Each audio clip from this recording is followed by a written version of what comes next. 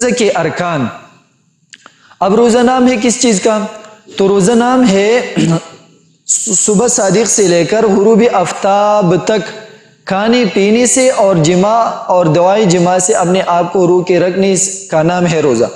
اب صبح صادق سے لے کر غروب آفتاب کا مسئلہ ہے. مسئلہ یہ نہیں ہے کہ صبح کی فجر کی اذان سے لے کر اور مغرب کے اذان تک، اذان کا مسئلہ اس میں نہیں ہے.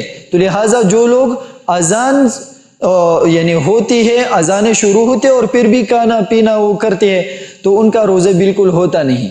اس لیے کہ روزے کا تعلق تو اذانین کے ساتھ نہیں ہے کہ پہلے اذان سے لے کر مغرب کے اذان تک، بلکہ اس کا تعلق تو وقت کے ساتھ ہے. جب صبح صادق ہو چکا ہے تو وقت داخل ہوا، اب یعنی دن شروع ہو گئی، تو اب روزہ دن کے ساتھ ہوتا ہے. تو جب دن شروع ہوئی ہے تو اب یہ دن میں کھانا پینا کرتا ہے تو پھر روزہ نہیں ہوتا.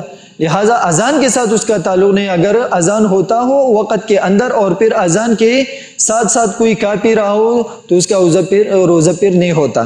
یہ جو بعض لوگ دلیل دیتے ہیں کہ یار صحابہ کرام کے زمانے میں بلال اذان دیتے تھے اور صحابہ کرام کھانا پینا کرتے، تو صحابہ کرام کے زمانے میں اور نبی علیہ السلام کے زمانے میں ایک تراویح کے لیے یعنی تہجد کے لیے الگ سی اذان ہوتی تھی اور پھر نماز کے لیے الگ. اب تہجد کے لیے جو اذان تھی تو حضرت بلال دیتے تھے، اور جو صبح فجر کی نماز کے لیے تھا تو وہ حضرت عبداللہ ابن امی مکتوم رضی اللہ عنہ دیا کرتے تھے. تو پھر نبی علیہ السلام نے صحابہ کرام کو سمجھانے کی غرض سے فرمایا کہ جب اذان بلال اذان والی اذان ہوتی ہو تو پھر آپ کھانا پینا اگر آپ کھا پی سکتے تو بس کھا پی لے، بعد میں پھر آپ تہجد کے لیے مسجد نبوی میں آ جائے.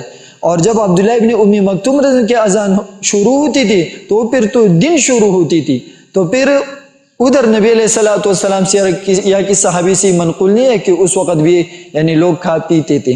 لہٰذا اذان کے وقت ہمارے ہاں تو ایک ہی اذان ہوتا ہے، تو لہٰذا اور وہ وقت کے اندر ہوتا ہے جب دن شروع ہو جاتے ہیں تو صبح صادق شروع ہو جاتے تو پھر اذان ہوتا ہے. لہٰذا اگر اس اذان کے وقت کسی نے کوئی کھا لیا، کوئی چیز پی لیا تو پھر اس کا روزہ نہیں ہوتا. اس لیے کہ روزے کا تعلق اذان کے ساتھ نہیں ہے، اوقات کے ساتھ ہے.